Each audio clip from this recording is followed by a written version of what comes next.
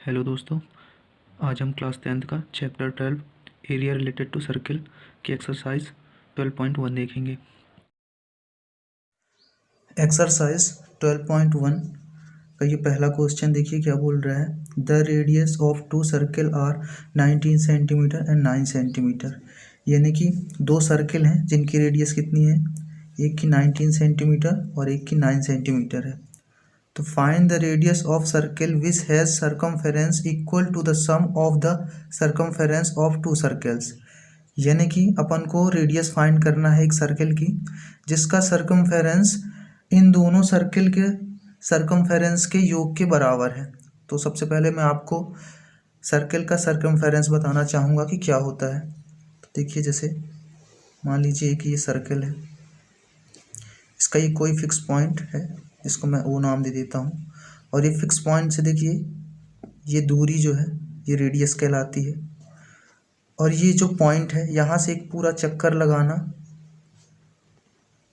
ये इसका सर्कमफेरेंस कहलाता है।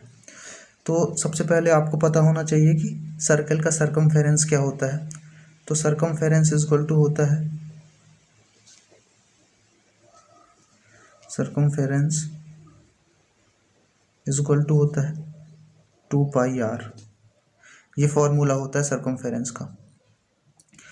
तो जैसा कि इस क्वेश्चन में बोला है कि दो सर्किल हैं, तो पहले वाले सर्किल की मैं रेडियस मानता हूँ r1, जो कि r1 कितना दिया हुआ है 19 सेंटीमीटर, एंड सेकेंड की मानता हूँ r2 जो दिया हुआ है 9 सेंटीमीटर। अब इन दोनों सर्किल की रेडियस जो दी हुई है,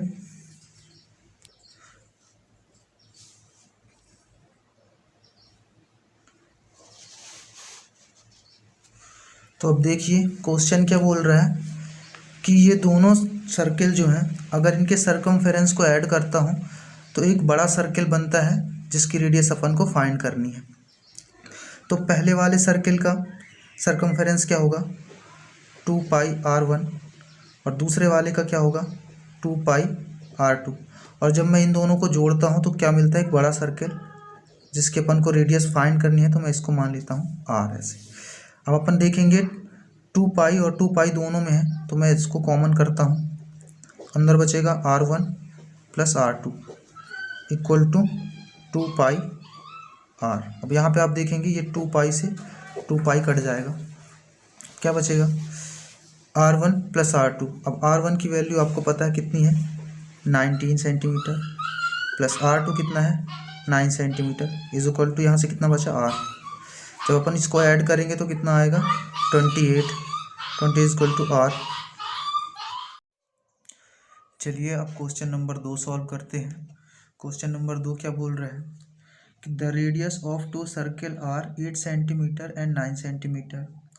यानी कि दो सर्किल हैं जिनकी रेडियस 8 सेंटीमीटर और 6 सेंटीमीटर है। Find the radius of the circle having area equal to the sum of the area of the two circle. यानी कि अगर ये दोनों सर्किल के एरिया को ऐड करते हैं तो एक बड़े सर्किल का एरिया मिलता है, तो उसी की अपन को रेडियस फाइंड करनी है।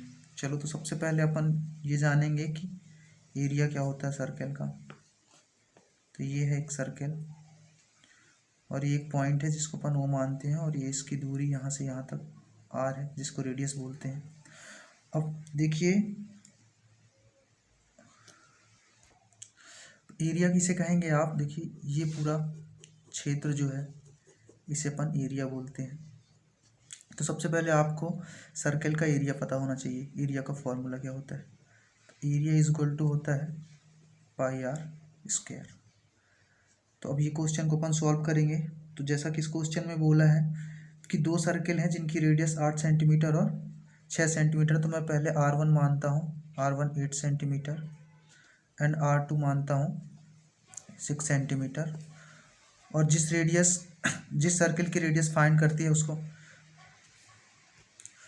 और जिस सर्किल की रेडियस फाइंड करनी है उसे मैं r मानता हूँ, यानी बड़े सर्किल की। तो जैसा इस क्वेश्चन में बोला है कि दोनों सर्किल का एरिया अगर अपन सम करते हैं तो इससे क्या होगा πr1² प्लस πr2²।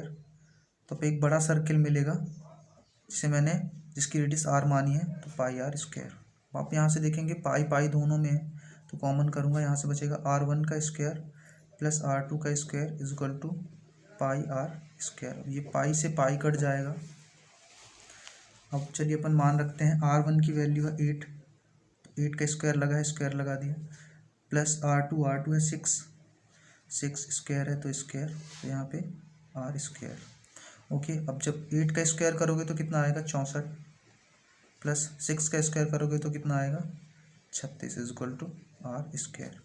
देखिए अभी प्लस है तो ऐड कर देते हैं, तो 36 और 64 कितना हो जाएगा 100 is equal to r square.